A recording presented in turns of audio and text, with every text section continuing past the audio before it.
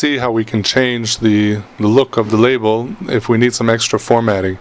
We see here on our page that we have one side, the border is very, very narrow, and the other border is very, very, very wide. So what we would want to do is, let's close this merged document. We're not going to save it because I don't like the way it looks. I don't know how it's going to print.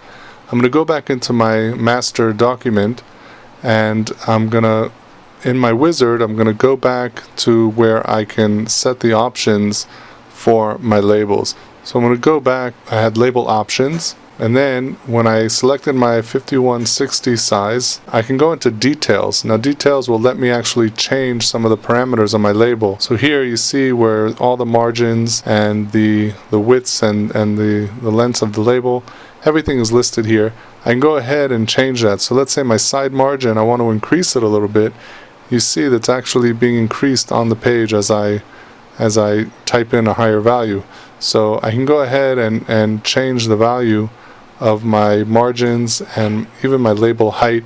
And sometimes you have to play around with it because that's why it's best to maybe print or just merge a few fields and print one page of the labels to see how it comes out.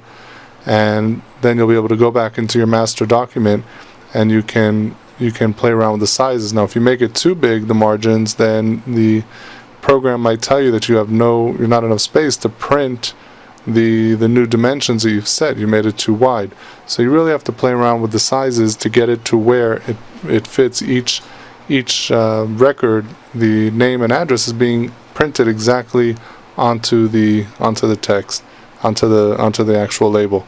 So I opened up my margins a little bit, and once we do that and we hit OK, it's obviously going to be a different size than the standard, so we create a different name, a custom name, and we see I have mailing label custom. So it's also good if I want to go back and I know that I have this problem. I don't have to go ahead and reconfigure my labels each time.